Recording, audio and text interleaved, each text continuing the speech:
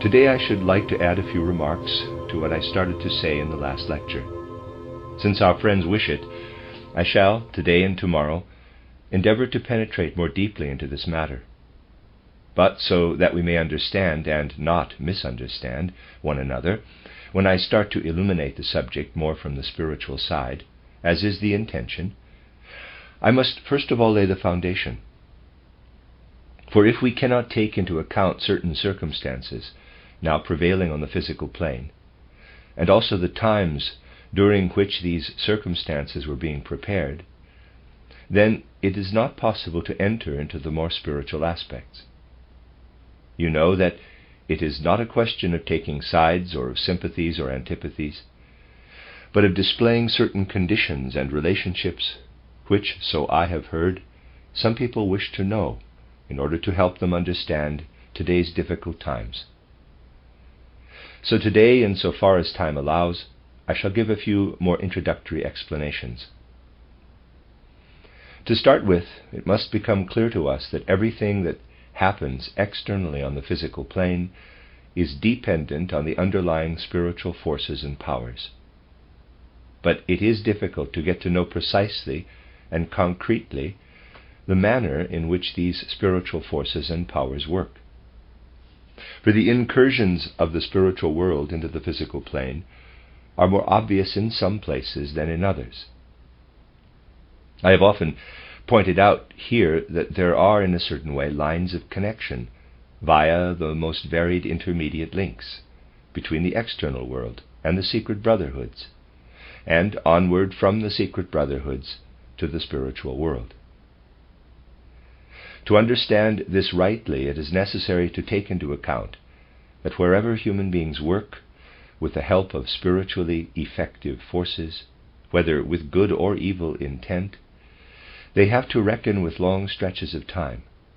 Because of this, account must also be taken of the fact that much depends on the ability of the individual to grasp and use the conditions of the physical plane with a certain cold-blooded detachment.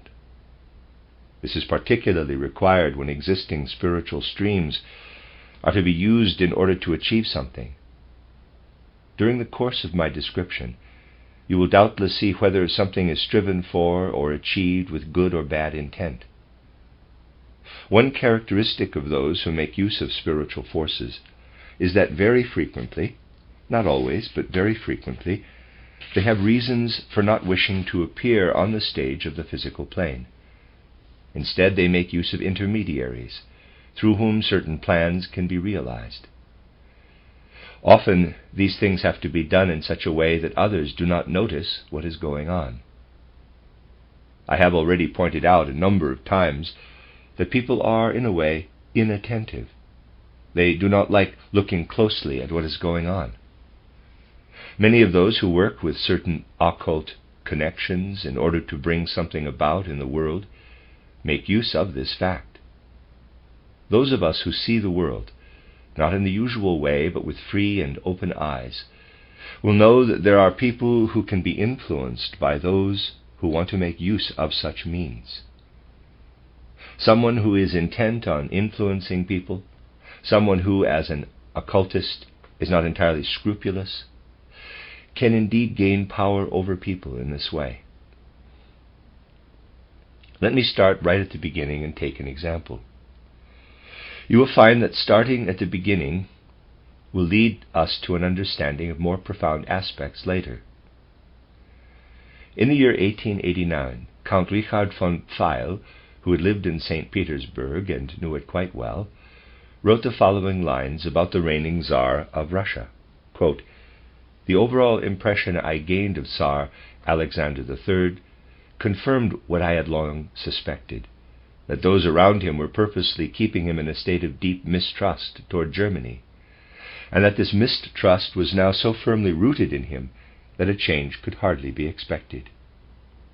He was rightly convinced of his own deep love of peace, but he also believed his counselors and other influential people in Russia, many of whom did not desire peace nearly as strongly as did he. Close quote.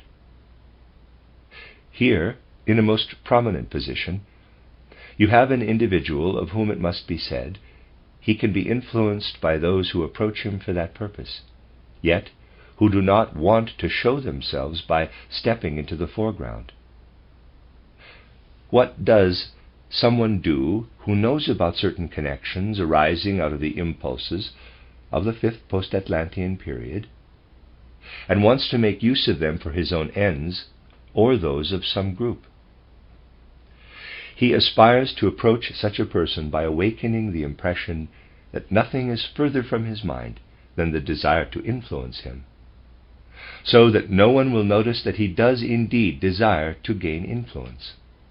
And so he gains influence over him. All he need do is form the sentences in a certain way, use certain expressions and other means which I shall not describe, and he succeeds in turning the other's mind in the desired direction. The world at large, being to a certain extent unobservant, and therefore kindly disposed in its judgment of certain people, will simply assume, well, he is rightly convinced of his love of peace, but he also believes all his counselors and other influential people. You see how easy it is, in the widest context, to practice something similar to what I have described in another case, that of Blavatsky. After the Mahatma, who is known as K.H., had had a good influence over her for a while, he was replaced through machinations by another who was a spy in the hands of a particular society. He had run away from certain secret brotherhoods, into whose highest degrees he had been initiated, and it was thus possible for him to remain in the background as a Mahatma, and achieve through Blavatsky things that he wanted to achieve. By pointing out these elementary matters, I simply want to draw your attention to what you must take into account if you want to form a judgment, for the world is frequently misled by the way in which history is written. The writing of history is really something very much more profound. Only at the outermost edge of physical existence, in the utmost Maya, can it be said, if this or that professor is a competent historian who has mastered the historical method, he will know how to depict the right things historically. This need not be the case at all. Whether a historian knows how to depict the right things or not depends on whether his karma leads him to the possibility of discovering the right things or not. Everything depends on this. For the right things are often not expressed in what he finds when he looks here or there. They are often revealed only to one who knows how to find the right places to look. Let me say this in another way. For one who is led by his karma to see the right things at the right moment, they are revealed at the point where something significant is expressed by a single phenomenon. Often a single phenomenon expresses something that throws light on decades, illuminating like a flash of lightning what is really happening. To prepare for what will be especially important when we turn to the more spiritual aspects, I should now like to tell you a little story.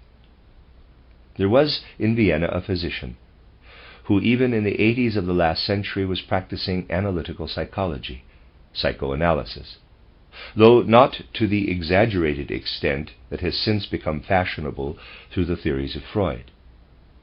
He still lives there, as a matter of fact, but no longer occupies himself so much with these things. He enjoyed some outstanding successes with his psychoanalysis because he managed to draw a good deal out of people by his method of catechism. In 1886, a man came to this physician who gave the impression that he might have a great deal inside him. So he started to treat him for his nervous condition. And indeed, for a doctor who knew his job, there was a good deal to be found in this man's soul life. It was handed to him on a plate, you might say. This was a particularly interesting case. The doctor found that his patient was involved in the most varied political factions, that he could poke his nose in everywhere and had his finger in every pie. He also discovered that he wrote articles for certain journals and that these journals had a great influence on the ruler of his country. The patient, Voidarovich was his name, was a late descendant of a family of voivodes from Herzegovina. He said a great many things.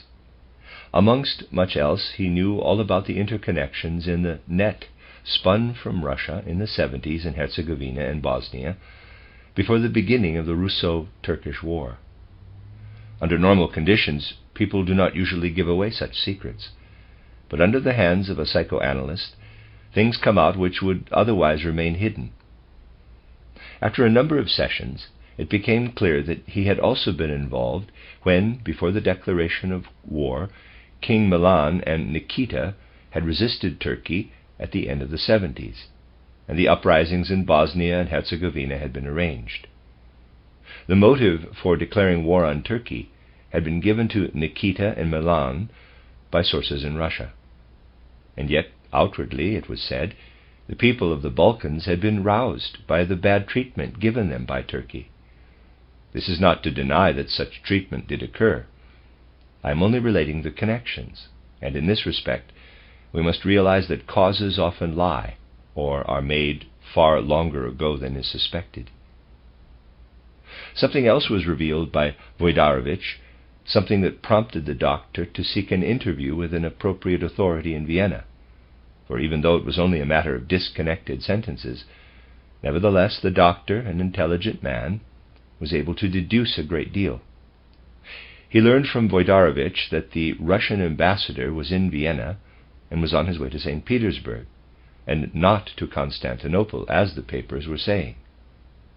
Further, he learned that the Russian foreign minister was staying at home and would not be going to a Bohemian spa, as the papers were saying. These two things made a strange impression on the doctor. That the Russian ambassador in Constantinople was on his way to St. Petersburg via Vienna, and that the Russian foreign minister was not going to a Bohemian spa, but was waiting in St. Petersburg to receive the ambassador, and also that the newspapers were saying something quite different. It suddenly dawned on him, it was one of those obscure intuitions that come by instinct. All this is connected with the fact that Alexander von Battenberg is to be deposed in Bulgaria. It all seemed very suspicious to the doctor, and he informed the appropriate authority. But the appropriate authority merely knew that the Russian ambassador was traveling to St. Petersburg on private business, as they say, and the authority was quite satisfied with this explanation, as often happens, because such authorities, too, can be so plagued by that urge for inattentiveness, about which I have spoken, that they are not in the least concerned with getting to the bottom of things. And a week later, Battenberg was forced to abdicate. You see, this is quite an insignificant event from an historian's point of view, but it is nevertheless an event that throws light in the deepest sense.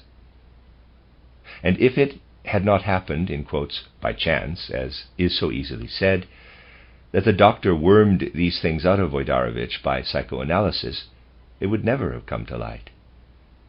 The threads of karma run in remarkable ways. We know from the psychoanalysis that Voidarovich, who gave away a number of other things of a similar kind, was destined, had everything gone according to plan, for the descendants of the ancient voivodes in Bosnia and Herzegovina, to assume the rank of voivode himself. Because of the light that dawned on the doctor, we know how the threads ran from Russia in the east to Herzegovina and Bosnia, and we can eavesdrop on the origins of a story that later on played an important part in history. For Voidarovich was in the service of Russia, and was a party to all this from the beginning. So we are dealing here not exactly with magic, but with the knowledge of how to utilize the situation and conditions of the physical plane in order to achieve certain quite definite aims. Voidarovich failed to serve his purpose only because he grew nervous. A great deal had been instilled into him, and it was intended that he should achieve much. You have here a striking example of how to work in the world, while at the same time obliterating the tracks you intend to follow. From this you will be able to grasp that forming judgments about world events is not as easy as is usually imagined. Those who desire to work systematically behind the scenes of world history know very well how to pull such strings, and they are cold-blooded enough to make use of them in a way that suits their purpose. Much can be exploited in this connection. Only a thirst for knowledge and a will to learn can lead us to see the things of the world clearly. In order to understand what many of our friends here are striving to grasp, let us turn our attention to what exactly there is that can be utilized. We will look at the manner in which the streams of the fifth post-Atlantean epoch work through certain externally discernible endeavors and facts of the present time in a wider sense. Let us start with the Russian people in the east of Europe. I said only last Monday that all the people of Europe have taken them to their hearts. In the Russian people, together with various other Slav elements, there lives, I have spoken about this a number of times, a folk element of the future. For in the folk spirit of all that is gathered together as the Slav peoples, there lives what one day in the future will furnish the material for the spiritual stream of the sixth post-Atlantean epoch. In this Slav element, we have first the Russian people, and in addition all those other Slavs who, though differentiated from the Russians, nevertheless feel themselves in some degree linked as Slavs with the Russian Slavs. Out of these links arises, or arose, what is nowadays known as Pan-Slavism, a sense among all Slavs of belonging together in spirit and in soul, in political and in cultural life. Insofar as such a thing lives within the folk soul, it is a thoroughly honest, and also in the higher sense of human evolution, a right thing, though the word pan is thoroughly misused these days. For one who understands the interconnections, it is possible to use the phrase Pan-Slavism for that spiritual communion which, I would like to say, quivers through all Slav souls in the way I have just described. To speak of Pan-Germanism, whether within or outside Germany, is nonsense, more than just mischief. For it is not possible to force everything into the same mold. If something does not exist, it is not possible to speak about it. It might perhaps be posed as a theory and even haunt the minds of some individuals, but it is quite different from that genuine communion which quivers in the many Slav souls, varying from one Slav people to another. Whoever since the 19th century has concerned himself seriously with certain spiritual knowledge knows that in the east of Europe there is a separate folk element. Spiritual scientists have always known that a folk element for the future lives in the Slavs. If certain occultists belonging to the Theosophical Society have maintained something else, for instance that this folk element for the future sixth sub-race lies with the Americans, this only goes to prove either that these people were no occultists, or that they wished to bring about something other than that provided for by the facts.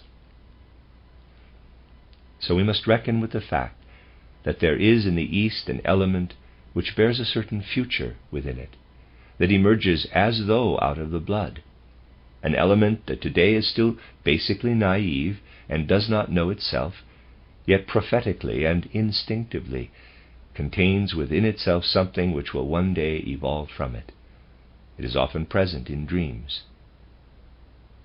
As every spiritual scientist further knows, not externally but as a cultural fact, the Polish element comes forward in a quite particular way, as the most advanced and culturally secure, because it is both political and religious. This element differs from all the other Slav elements in that it possesses a uniform, firmly rooted spiritual and cultural life that is exceptionally vigorous and energetic. This just is a short sketch. Perhaps we will go into more detail later. Let us return to what I have just described.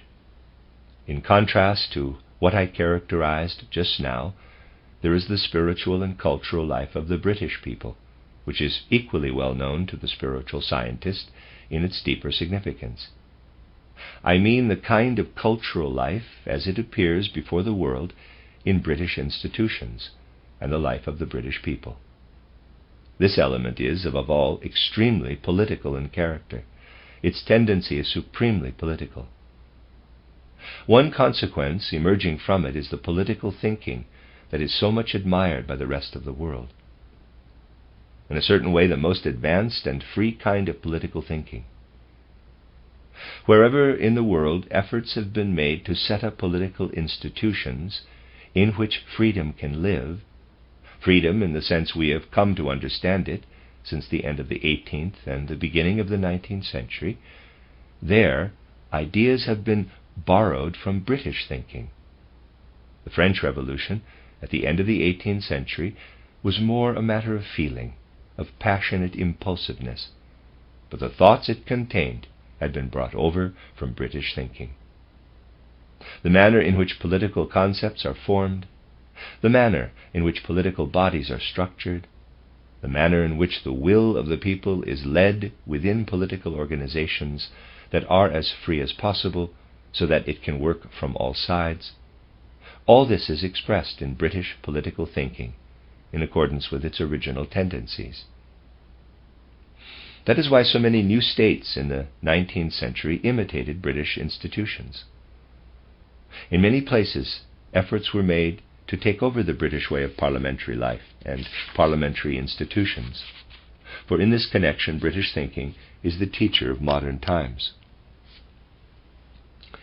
In England during the 19th century, let us say up to its final decades, this political thinking came to expression in some very important politicians who modeled their thoughts in particular on this political thinking. One thing especially became obvious. The salvation of the world could be brought about by this thinking, if only people would devote themselves entirely to it and allow nothing else to take effect in the arrangements of the various institutions. Therefore, politicians who may seem one-sided to some extent, but who model their thoughts entirely on this political thinking and endeavor to work in accordance with it, appear as outstanding and entirely moral. Think of Cobden, Bright, and others, not to speak of greater men who are always being mentioned. For in this field it is very possible to go astray as soon as a really prominent position is reached. That is why I mention those who have not gone astray in any direction, but who are genuinely important in the sense I now mean. I could name many others. This phenomenon was really present here as an impulse right up to the 90s of the 19th century, and as such it is, in a certain way, the counter-image of what I described earlier as being borne by the Slav people. For this way of forming thoughts of a political orientation belongs in its character very much to the fifth post-Atlantean period. That is where it belongs and where it has to be developed. And those people I have mentioned have taken it up in the right way.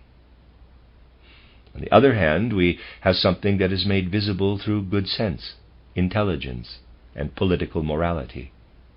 And on the other, something that exists as a future folk potential deep down, not only in the soul but in the blood. Let it be clear to us that what I am speaking about is not only my own knowledge. It was viewed in the way I have described throughout the 19th century by those who are concerned with such things. In those Western brotherhoods I told you about, there lived an exact knowledge of these things, and of their connection with the stream of evolution in the fifth post-Atlantean epoch and its transition to the sixth post-Atlantean epoch.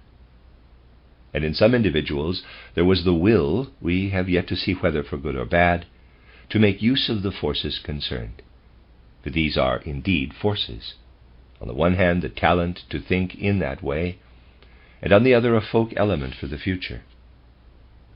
If someone wants to use these things, he can. course, there exist not only those streams I have described, but also others which flow side by side with them, and it is necessary gradually to point these things out as well. There exist ways and means in the world of carrying out what I might call, quote, mass hypnosis, close quote. To bring about a suggestion on a grand scale, you have to place something in the world which makes an impression. Just as it is possible to insinuate an idea into the mind of an individual in the way I have shown, so too, by using suitable means, suggestions can be made to whole groups of people, especially when one knows what actually binds these groups together. It is possible to steer a force that lives in an individual person in a particular direction. This person may then be totally convinced of his deep love of peace, and yet he does what he does because somehow or other a suggestion has been planted in him. He is quite at odds with what he does.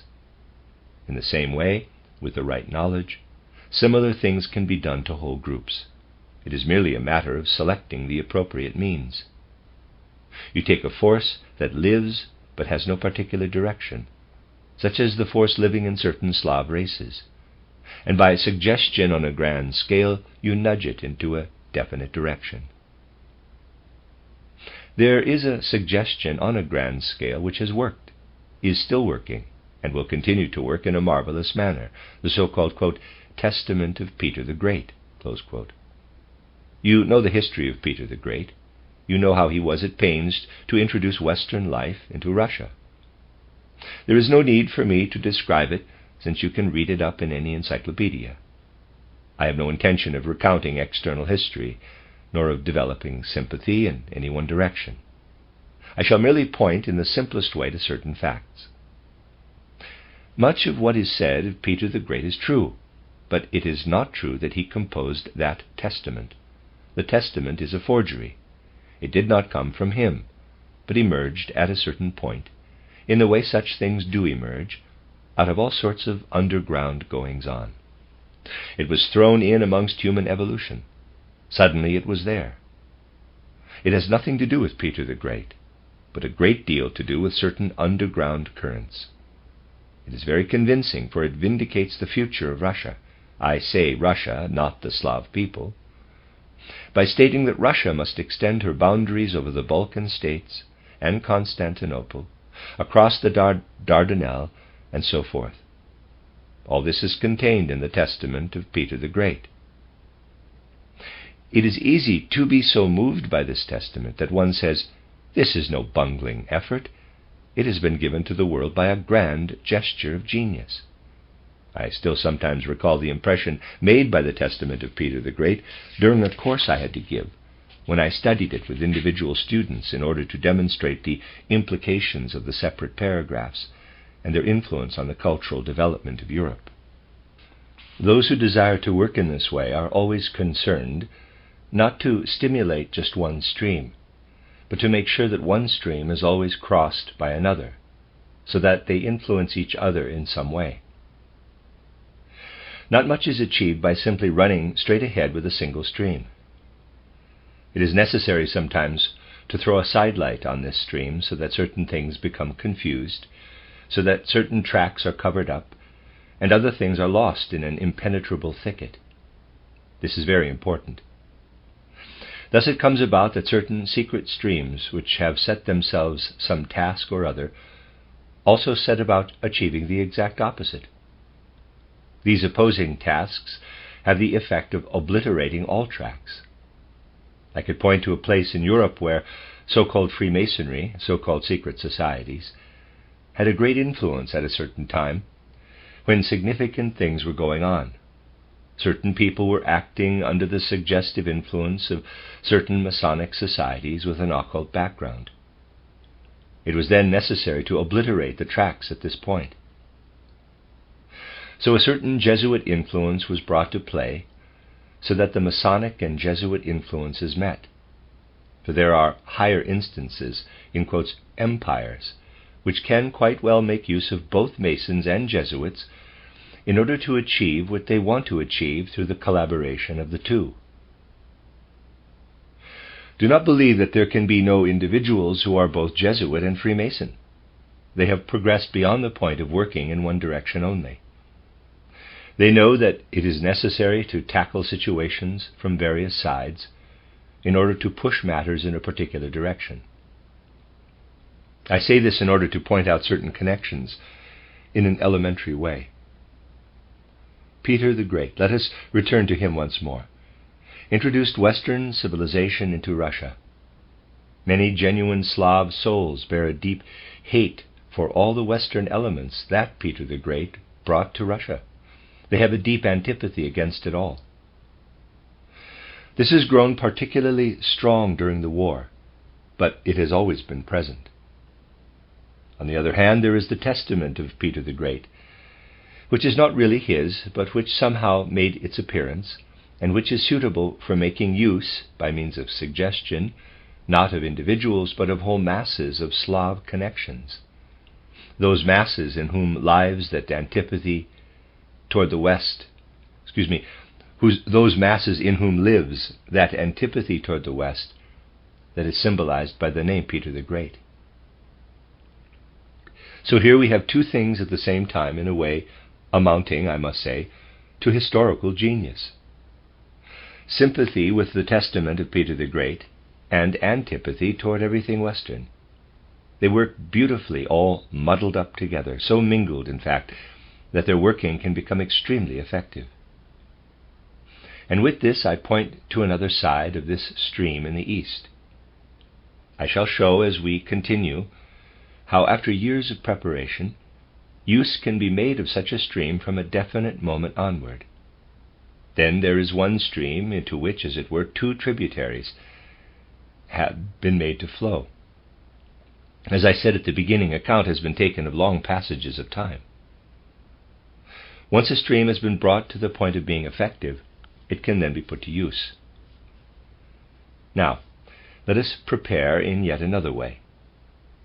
I want to show you another stream that flows along in the West, beside the one that has brought into being what is hitherto the most mature political way of thinking in the fifth post-Atlantean period. This other stream has been more hidden, and has only revealed its occult basis from time to time, smuggled into all kinds of public activities. With that, I have to point once again to certain secret brotherhoods in the West.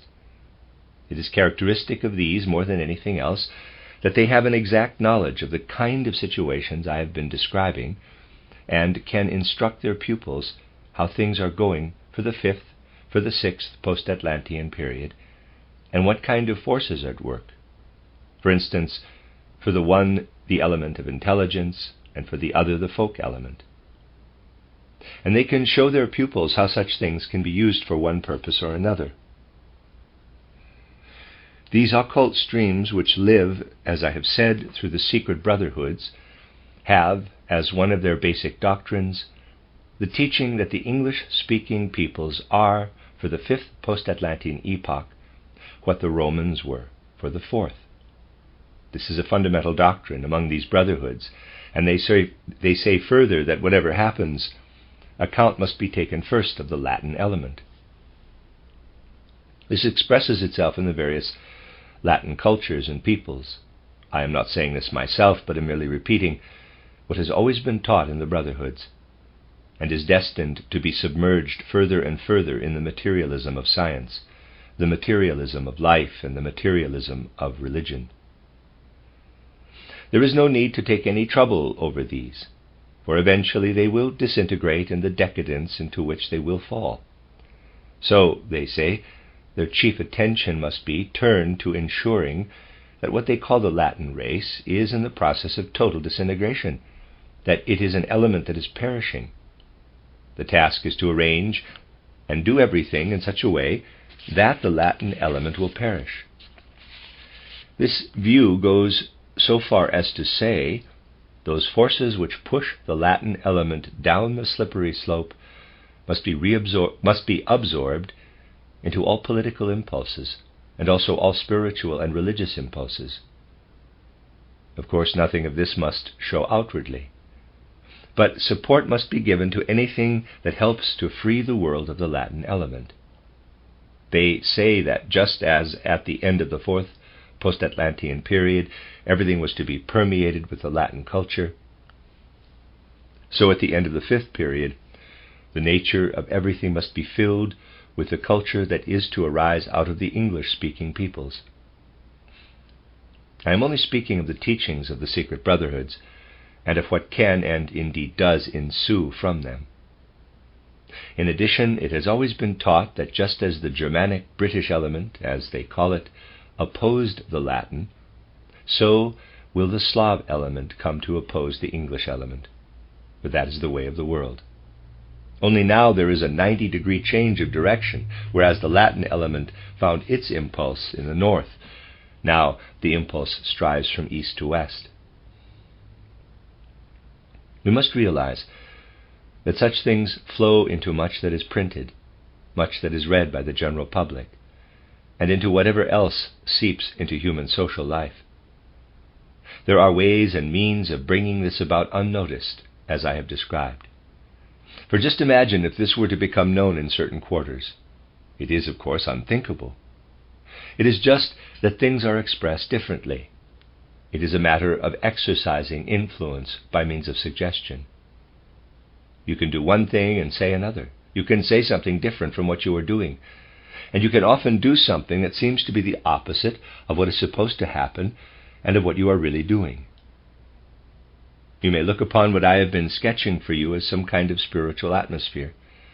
Indeed, care is taken that it should be a kind of spiritual atmosphere.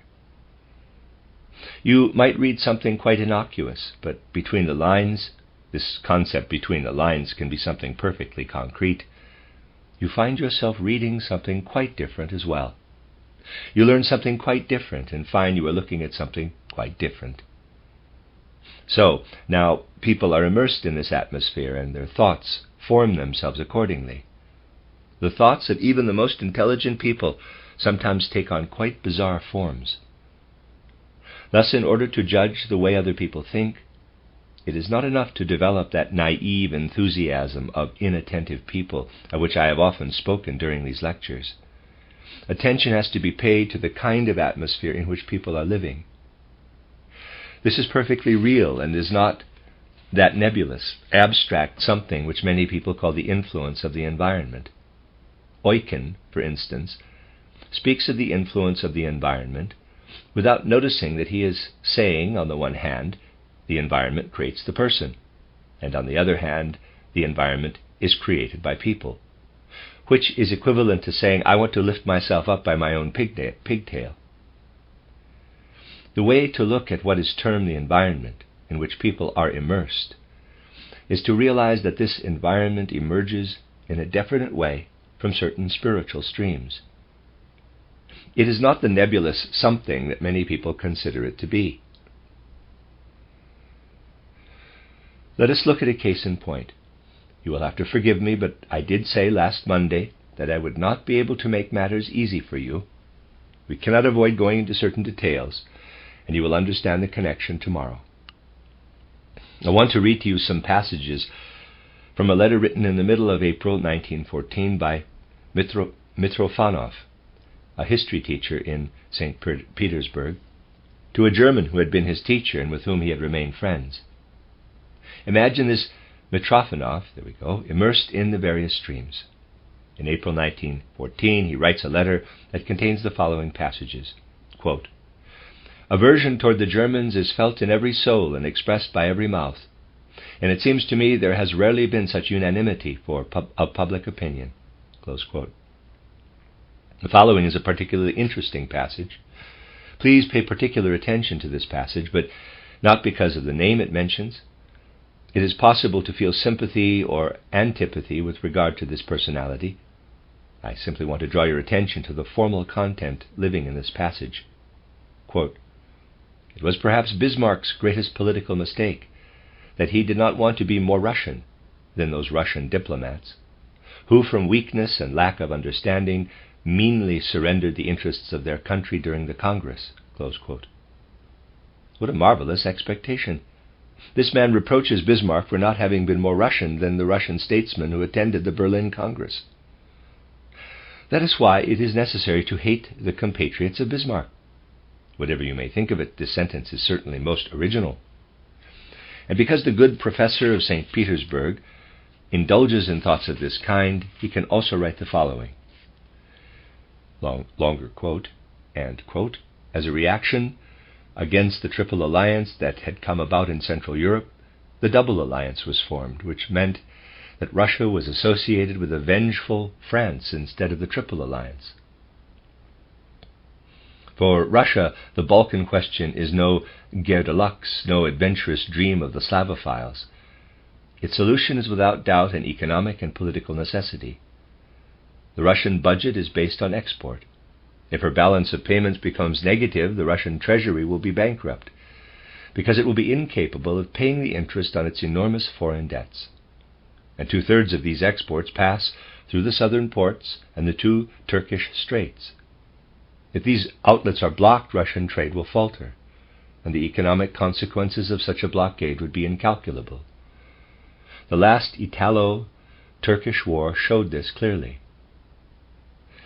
Only possession of the Bosporus and the Dardanelles can bring to an end this insufferable situation, since the existence of a world power such as Russia cannot be allowed to depend on chance and the arbitrary acts of others.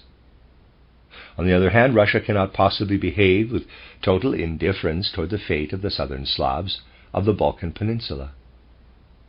First of all, the little Balkan states provide rear cover for the 2 straits, and secondly, over the course of the centuries, far too much Russian blood and Russian gold have been expended on the Balkan heroes for the whole thing to be dropped now.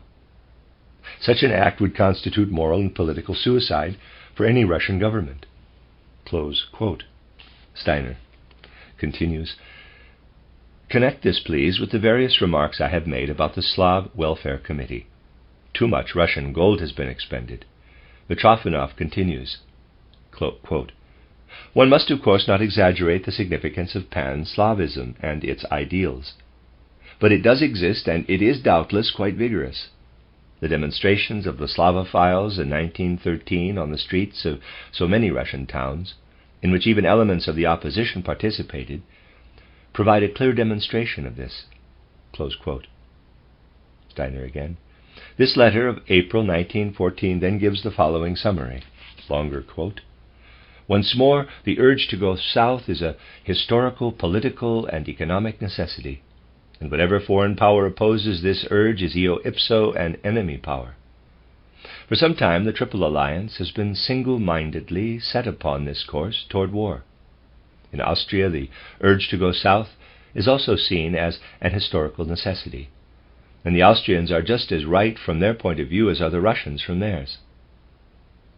During the first half of the 19th century, there were 3 directions in which the mighty Habsburg monarchy could expand: toward Italy, toward Germany, and toward the Balkan Peninsula. Since 1866, only the latter remains. Bismarck once again, this time perhaps unintentionally, caused Austria and Russia to face one another for a decisive battle, and by entering into the Triple Entente he placed the might of the German Empire at the disposal of Austria.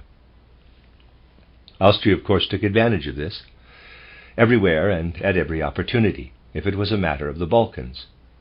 Russia found Austria standing in her way. The annexation of Bosnia and Herzegovina, which made a deep impression in Russia, constituted not more than a page in the thick volume of Russian-Austrian enmity. Indignation was so great and danger was approaching so obviously that even the peace-loving Russian government, despite its shattered finances, was prepared to go to war. Close quote. Steiner again.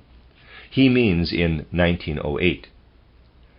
Quote, but the Nibelung of the Spree threateningly shook his armored fist, and Russia, not sure of her allies, was forced to yield.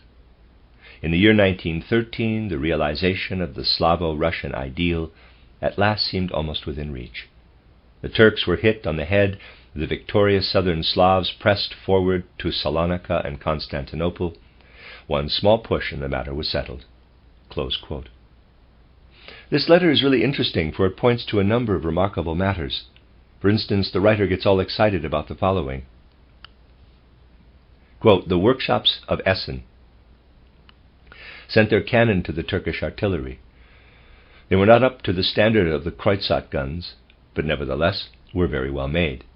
And most important of all, German instructors drilled the Ottoman field army.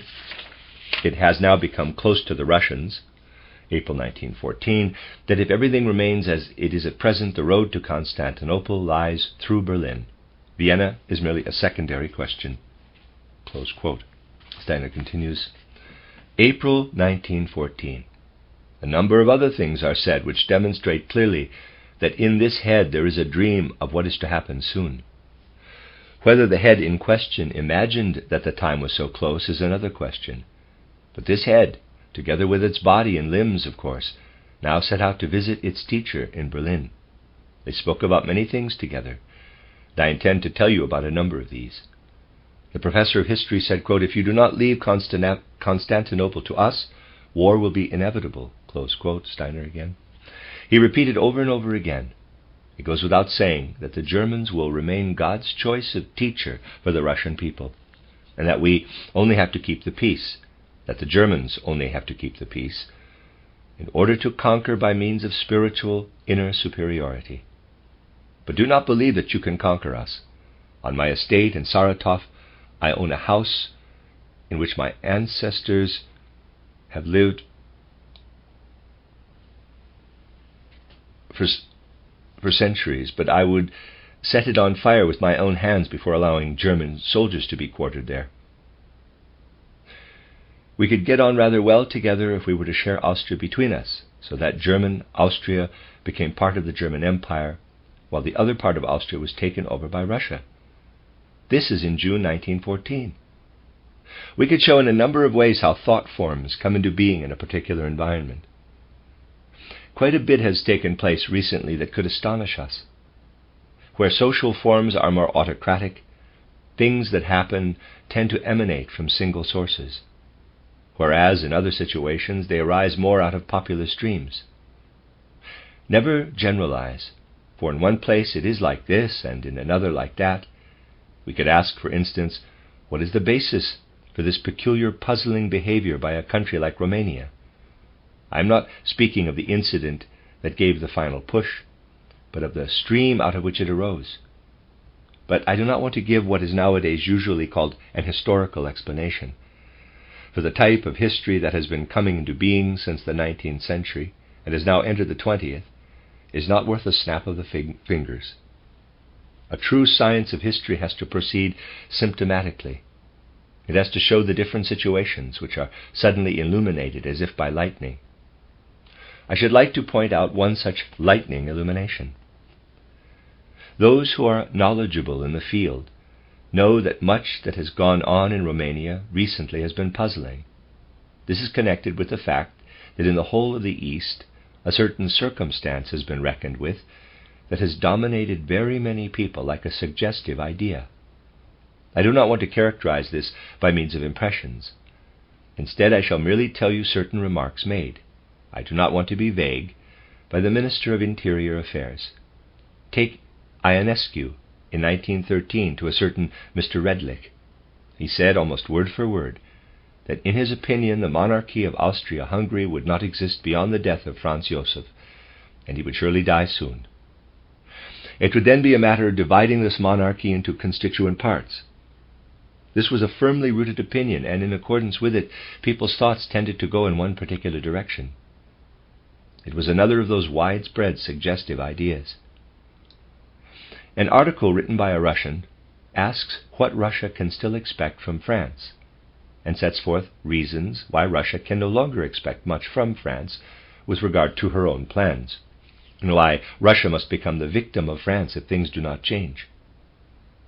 This article was written by Prince Kochubey and published in the 26th June 1914 issue of the Paris Journal Correspondent. I have not chosen an article at random, but selected one by a well-known writer who is thoroughly versed in whatever lives in his environment.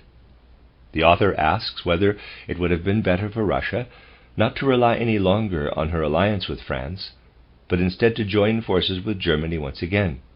Prince Kochubey discusses this possibility, but he says it would not be feasible to carry it out because of the Franco-Russian alliance, which forces Russia to be the permanent enemy of Germany, her powerful western neighbor. So in this head, the situation is reflected in a way that makes Russia an opponent of Germany as a result of pressure from the alliance with France, which in turn provides her with two alternatives: either to cancel the alliance with France in favor of closer relations with Germany, or to drop her plans for expansion eastward into Asia. He then goes on to say, quote, "But whatever surprises may be in store for us in the future, one thing is certain, and that is that the Triple Entente would only constitute a true political alliance if France were to enforce a 3-year military service, and if England were to introduce general conscription." Close quote. Steiner again, June 1914. This is how that prince sees the Triple Entente that had gradually come about. For he thought that the alliance with France was no longer sufficient. The French would have to be quite strong, yet this was not enough. England must also introduce general conscription. You see, the thought is so comprehensive that there was no time to realize it before the outbreak of war, but general conscription was introduced in England anyway. To understand the real situation in the world, it is not enough to single out one thing or another arbitrarily. It is necessary to develop the will to look at those things that really matter. One person can say something far more important than 100 others who chatter away like the blind, talking of colors, repeating what they hear and whose words have no effectiveness. I have attempted on the one hand to show you how definite environments come into being, and on the other hand to give you a few examples which show how people are immersed in these environments, and how it is necessary to get to know the environment if one wants to understand the thoughts that are expressed in one place or another. It is necessary at least once to thoroughly absorb the demand that is made of life as it is developing today. To develop not the enthusiasm of inattentiveness, but the enthusiasm of attentiveness. We shall speak more about such things tomorrow, and thence endeavor to penetrate more deeply into our subject. We need these details in order to do this. It would be more comfortable to skim over the surface, but those who do not know at least a few actual cases cannot put the right questions to the spiritual world.